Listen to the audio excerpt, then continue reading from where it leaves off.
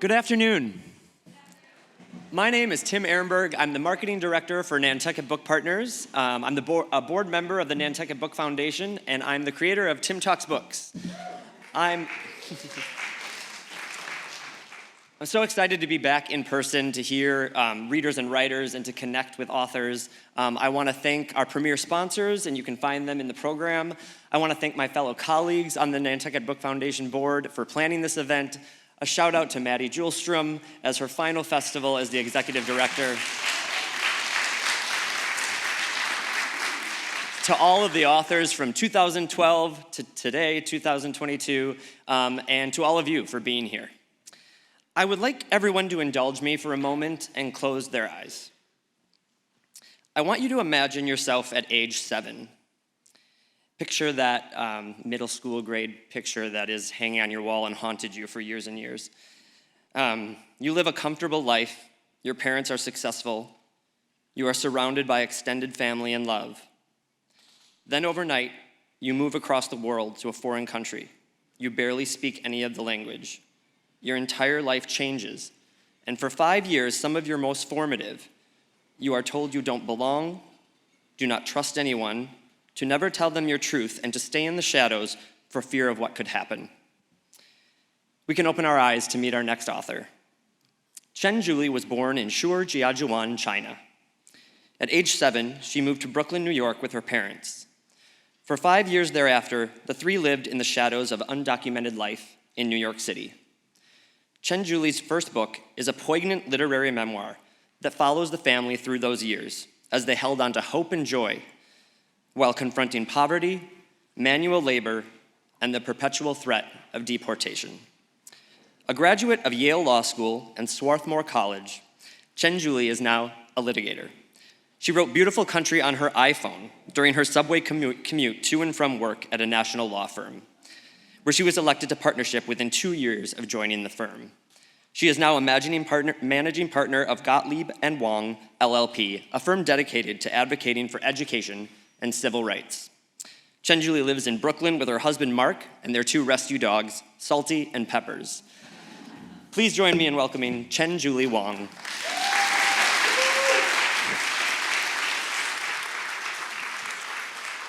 So on paper, you're here to talk about your book, but I really brought you here because I needed to meet you so we could become best friends. Mission accomplished. I'm moving in. I'm moving in with him. I want to start today by giving you one more round of applause for the courage to write this book and revisit your past. I can't imagine it was easy at times, and so my first question is, when did you know you wanted to tell this story? The answer to that is a very lawyerly response, which is both all of my life and just a few weeks before I started writing it. All of my life, because when I moved here to New York and struggled to teach myself English at the public library as quickly as I could, I threw myself into books, but quickly found that there were very few books back then that talked about the new immigrant experience, the undocumented immigrant experience, and the Asian American experience.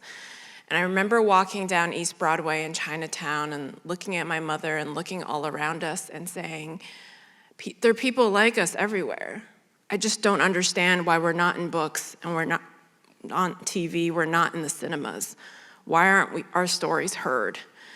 And my mother told me then, and she told me as many times as I asked, that I would be one of the people who would send some of those stories out into the world. So it was planted in my mind very early by a very wise mother. But then I chased stability, having grown up with very little stability and grown up with poverty. I went to law school and single-mindedly pursued that until I became a naturalized citizen in May 2016, just 6 months before the election. And in that naturalization ceremony, and if you haven't been to a naturalization ceremony, I highly recommend it. It's the most beautiful, joyous experience that I've been a part of. I went in telling myself it wouldn't make a difference. I had been a lawyer for years. I had a green card for years. I litigated in that very courtroom where I was sworn in, so I thought, what's the big deal? But then the judge unrolled a projector screen in front of the courtroom, and a video of President Obama came on. And he opened with saying, "Greetings, fellow Americans." And I just started sobbing, and everyone around me started sobbing. Just to be anointed with that term, American, was something that I had longed for and dreamed of for so much of my life, and I did not have the safety to recognize how badly I wanted it and how much I loved this country until I was given that term by the president. And when I exited the courtroom door, I paused at the threshold. And I told myself never to forget this day and never to take it for granted. And I'm proud to say that there are still mornings I wake up now and think I am American. I cannot be deported. What an immense privilege that is. And yet, how many millions of people out there in our country who so fervently love this land may never see that term. And so I realized that the secrets I kept for all of my life were no longer mine to keep, and I owed it to the millions of people out there to share my story. Not because I can speak for all of us, there's no way I can, but I wanted to humanize the undocumented experience, humanize the new immigrant experience, and show the texture of joy and hope and fear and longing that is behind that both unique and universal experience. And that's when I started writing. It's a long story from there too, because I quickly realized that I needed a lot of therapy to understand what I wanted to say. Perfect segue, because it's so difficult to go back to that time. I mean, were there times you're like, I don't think I can do this right now? So after the election, I was like, I'm gonna write this, okay? I'm gonna write a book with a capital B. I went home after a long day at my legal work. I sat down on my personal computer at 2 a.m., put my hands on the keyboard, and I'm like, I'm gonna write this book. And I just sat there and was like, I have no idea how to write a book. I have no idea what I wanna say. And there were days where I would just fall asleep. I'm like, I'm gonna sit here until something comes out, like any word, I'll take any word at all. And I just fell asleep. And I realized it was because I hadn't processed those years. I hadn't talked about it even with my parents. And until I could understand what had happened to me, I was not equipped to share with anyone else what had happened. So it took about 2 years of therapy, and anyone who's been in therapy knows the first 2 years are earth-shattering. You start questioning everything about your life, like, why do I get a bagel in the morning? Is it because I was hungry as a kid? Is it because I like circular shapes? I don't know. Everything becomes this analysis of why am I the way that I am. So I spent 2 years deconstructing my life, really getting to know that little girl, looking back on photos, and I kept copious diary entries because I loved Harriet the Spy. I loved the Diary of Anne Frank, and I desperately wanted to solve a mystery in New York City. I did not solve any mysteries, but I have books and books of really boring details that helped me write this memoir. And at about 2 years in, I felt finally ready, and it was the happy memories that were easier to access and share. My first time tasting pizza and having no idea what cheese was, and now how I had been deprived of cheese for 7 years of my life. I felt very wronged. Finding Polly Pockets just spontaneously when I had longed for them for so many years. And from there, the harder memories became a little easier to unpack. But there was also something about being on the subway and knowing, like, this is my temporary time to work on this book. And I had spent so much of my childhood reading on the subway that I think that mode of transportation, that place of being in transience, unlocked those intimate feelings in me. So there were rides to work when I would just be laughing in the corner of the car to myself while typing on my phone, and there were rides home when I would be bawling. It just depended on whatever memory surfaced at that moment. So there are so many beautiful books in the world. We have several here of authors here this weekend.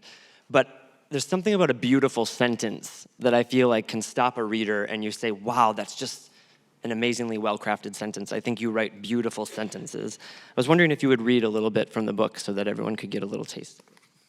Sure. I'm going to read from, I think this is chapter 7, which is Lights. And it was my first time going to Fifth Avenue during the holiday season. Mama had more to show me, so she walked me onto the wide streets that had signs telling us that we were on Fifth Avenue. It was the cleanest and fanciest street I'd ever seen in Megwa. The storefronts were huge and tall, with men dressed in suits at the doors. Some of them were white, some black, but none Chinese. We stopped in the middle of a crowd of passersby, admiring the front of a store that had strings of lights adorning its face. With a twinkle here and a flash there, the lights announced that a show was about to begin. I held my breath and waited, gripping Mama's hand. Out of the corner of my eyes, I caught her smiling as the music began and filled the street. Slowly at first, and then all of a sudden, more lights appeared, one light bulb giving birth to another, then another, before spreading across the entire building, each bulb dancing to the beat of the music. And though we'd never heard the melody before, soon Mama and I began moving with the swaying crowd, shaking gently to the beat, joy vibrating through us. The whole world was dancing, and so were we. We exchanged another smile, and I marveled how, in all the stories of the gold-paved Megwa and the dangerous Megwa, no one in China knew about the lights of America, about how they were so delightful that they could stop us in the middle of the street, in the middle of our lives and our worries, in the middle of strangers living stranger lives, all just to fill us with music and hope. Tracing it all back, I know now that it was the moment I first became enamored with the idea of America. It was the first time I saw the beauty and glamour of the country and really of New York City, though at that point the two were one and the same to me. The lights and the joy among the crowd that night showed me all that the city was and had to offer, a completely different face of America than the one we had come to know. Finally, the beautiful country's name made sense.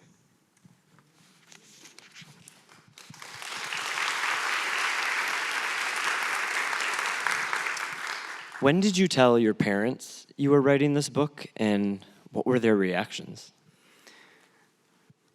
I was a huge coward. I did not tell them the whole time I was writing this book. Those who've read the book know that the first part of the book is my father's earliest memories. And I would just covertly ask my parents questions. Like one day I sat my dad down and I said, just out of curiosity and for no particular reason whatsoever, what is the earliest thing you remember? And can I record it? My parents were way too trusting of me. So I didn't tell them until 6 months after I got my book deal. And I just could not find the strength. So as I said earlier, we had not talked about these experiences for all of our lives. And when I got the book deal, I set kind of a countdown clock on my phone to the day of publication. And for most people, they might see it and think, oh, that's the day you're gonna celebrate and your book's gonna be out. What a wonderful day. No. In my mind, that was the day I was going to be denaturalized and deported. Truly, I know logistically, legally, practically, that was not gonna happen, but there was a deep-seated fear in me that might happen, and I wanted to spare my parents from it. I could not imagine them living with that fear for a full year. And particularly because my act of writing this book very much mimics my father's early life trauma of his brother writing something the government did not enjoy and then facing persecution for that. But my husband said one day, you're gonna have to tell them, or they're going to walk on the street and see your book in a storefront and be very confused that someone is also named Qian Julie Wang. So I found the courage to tell them in December 2020. And it could have been a 5-act play. I wish I had recorded that conversation, because we cycled through all of the emotions available to the human experience. They were very upset at first. They didn't understand how I could have been writing this. They said, I thought you were gonna be a lawyer. What are you doing writing books? And then my mother said something that broke my heart. And she said, so you're gonna send this book out into the world and tell everyone what an awful mother I was. And I realized that in all of those years, she had carried the weight of societal barriers on her shoulders. She blamed herself for everything that had happened to us and to me, as I guess mothers are wont to do. And then my father said, no, it was my fault. I'm the one who dragged us here. And then I said, no, it's my fault for needing food and needing, a future. If it weren't for me, we wouldn't have come here. And it came to be over the course of this very lengthy conversation that was all happening in Chinese, and my husband was there, who doesn't speak Chinese, not understanding what was going on with the screaming and the crying and the laughing. It came to bear that in all of the decades that we never talked about it, these secrets were at the center of all of our conversations and how we were reading each other's emotions. We were projecting so much of the shame and guilt that each of us was carrying by ourselves onto each other, and how lonely and difficult that was unnecessarily. And in the time since that we've started talking about these things, I've felt that we've become lighter, freer. It feels like we're no longer so tethered to the past, and I suspect there are such secrets in every family that are swept under the rug and danced around for decades and lifetimes. And I would wish for every family the liberation that we found somewhat accidentally in my writing this book. Wow, very powerful. This is a twofold question pertaining to the so-called American dream, if you will. How would you and your family have defined the American dream back in North China before you got here? What would have been that definition?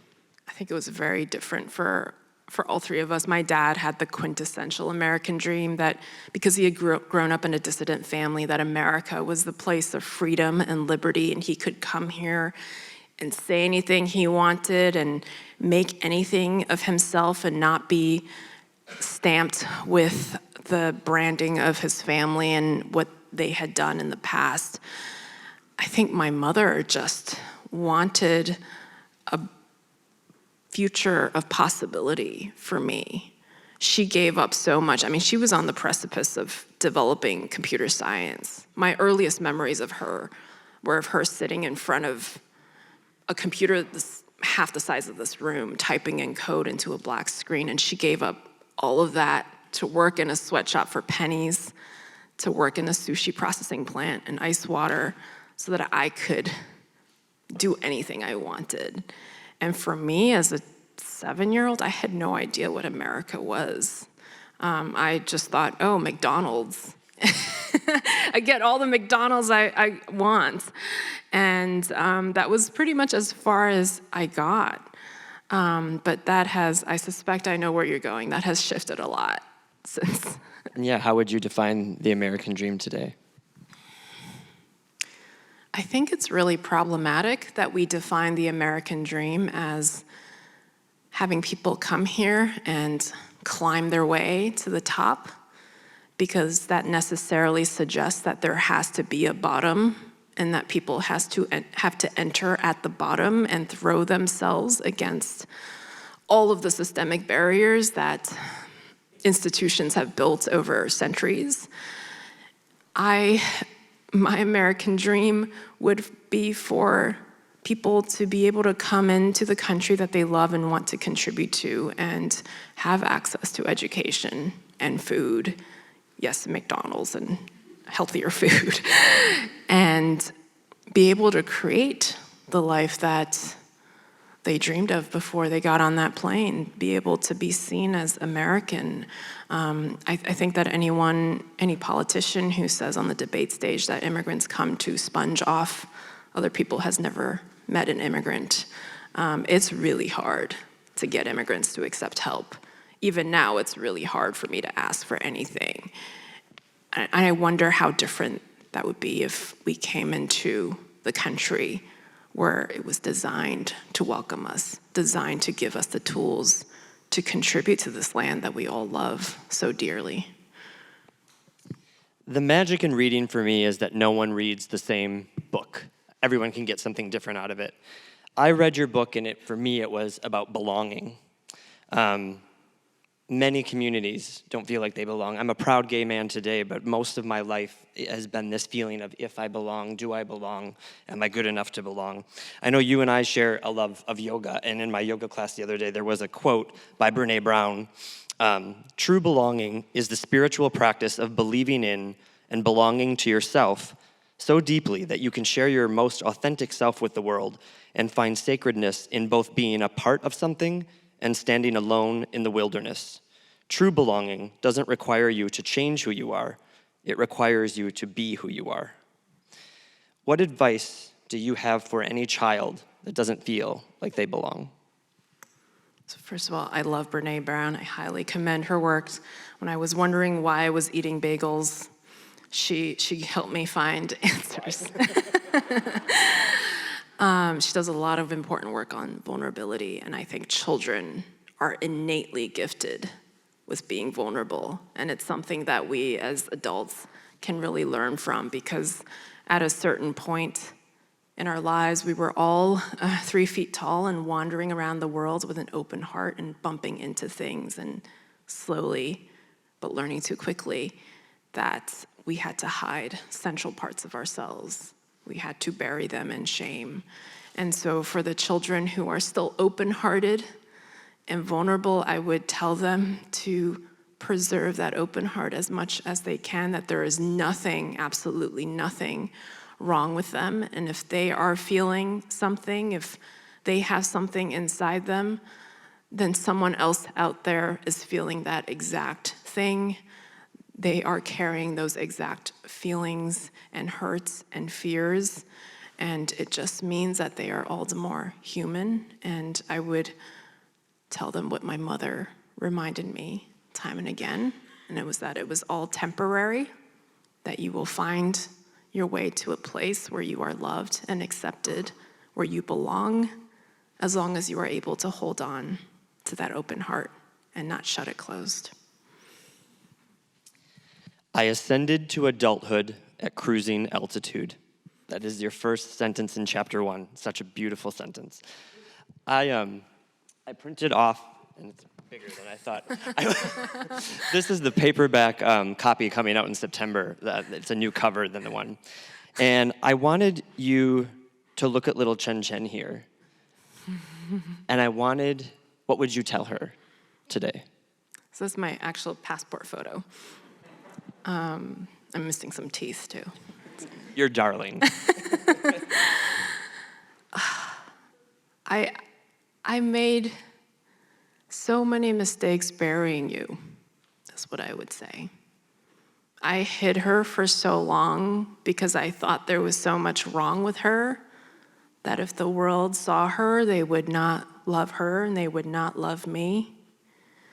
And she is everything to love about me. She is the key to my essence.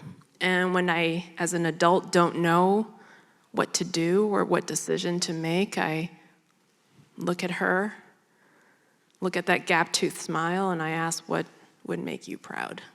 And that tells me everything that I need to know. And I'm not saying that because it's particular to me. I'm saying that because it's universal to the human experience. We knew everything we needed to know at age 7, and the rest of our lives are spent finding our way back to that truth.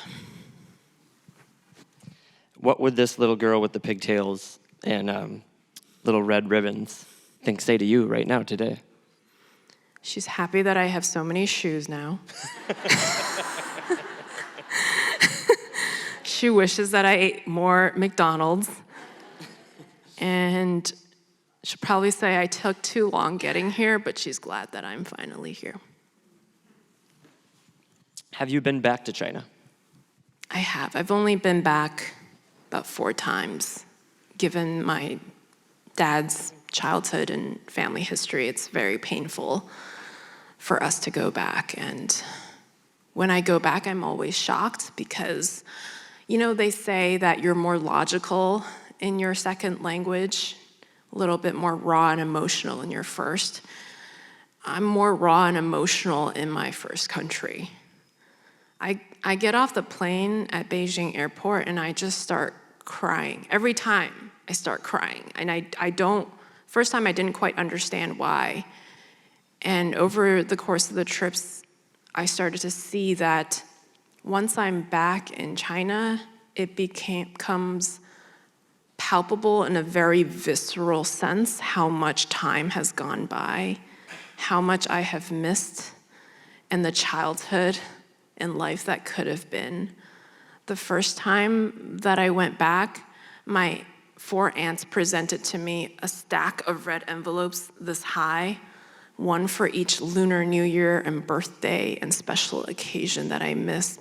They always set one aside for me at the dinner table, and they said, we don't want Qian to miss out on this. And when presented with that tall red stack, it just showed me all of the memories that could have been and never will be. And yes, we can create new memories, but they are different in kind and nature because it's true, you can't really go home again. You are forever changed. And when I go back on that plane back to JFK Airport, I close up again and I'm back to being my logical stoic self. But there is deep inside me a mourning and grieving for that version of my childhood. And I don't know that I will ever quite get over that. We're all products of our upbringing and childhood, and I'm wondering, are there personality traits that you find yourself having today that you can, through the therapy and everything, like, wow, that's because of my experience? Yeah, I think the sad thing about immigration and even about just trauma generally, because none of us grow up without trauma, right? That's just an act of growing up, is that we'll never be able to fully undo the effects of it. I will never know what I would have been without these experiences. I think they have probably amplified my natural tendencies a lot. Like I was always kind of strong-willed and opinionated and loudmouthed. And the act of going through an experience that necessarily silenced me and made me invisible, both as an immigrant, a woman, and an Asian person, really provoked and amplified this dissident blood in me that needs to be heard and seen, no matter how much you may disagree with or dislike what I'm saying. This need to walk into a courtroom and surprise people and go against stereotype by being loud and asserting strong stances. I wonder if I would be a little bit more easy and comfortable and be better able to revel in joy without some of the hardships that I've had to live through. But at the same time, I'm just so much better equipped, I feel, to deal with life because I had those challenges early on. I mean, they say fail early and often, and boy, did I do that, so. So it was a read with Jenna Pick in September of last year. I think on your interview with Jenna, you say that you almost hesitated when you got the call because to have that attention on the book, you were just scared of the reaction of readers. I'm sure there was an outpouring of support as far as someone who also dealt with that. I think you discussed it last night at the opening night. Can you tell us some of the things, the not so positive, like the negatives? Yeah, I was terrified when I got the news. I mean, I still had that countdown timer, like this is my deportation date, and oh, okay. I'm gonna be on the Today Show now. I'm definitely gonna be deported after that. So part of me was relieved that I came out of NBC and I was like, oh, okay, I'm free to go.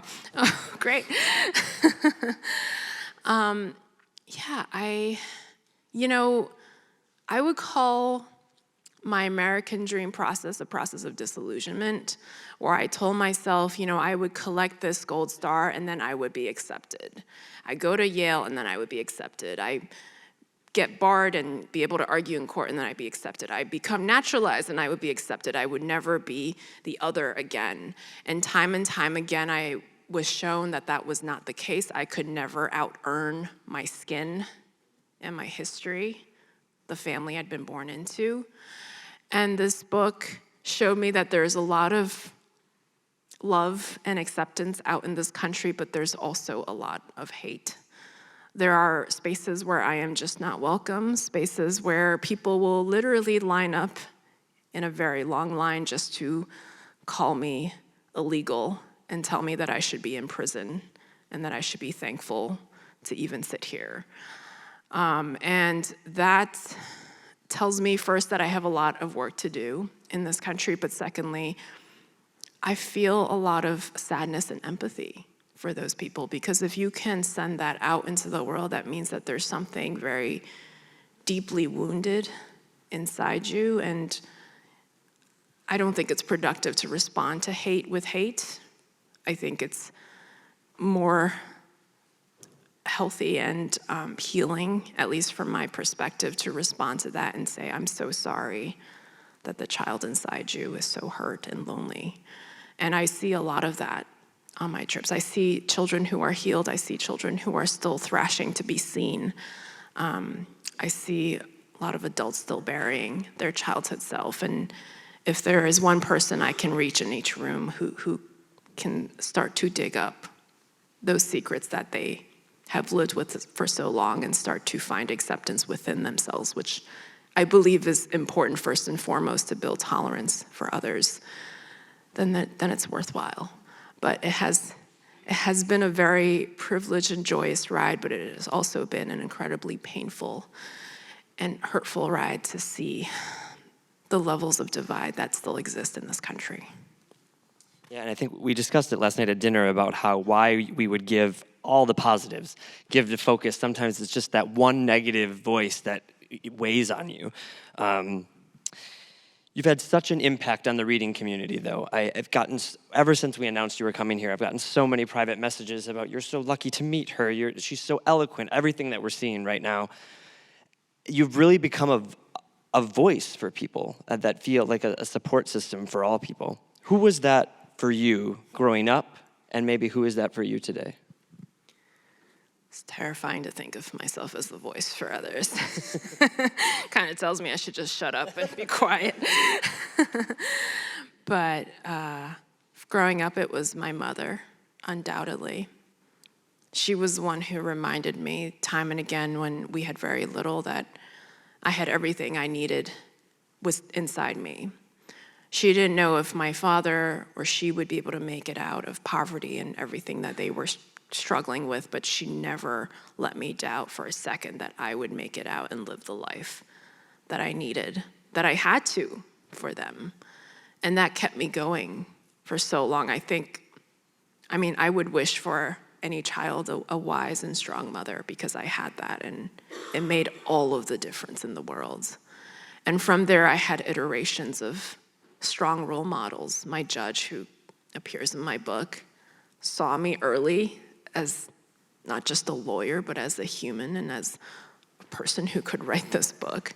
When I finished writing this book on my phone, and I was shocked that it was 300 pages, she was the first person I texted, and it was not a text of celebration. It was a text of, oh my God, what have I done?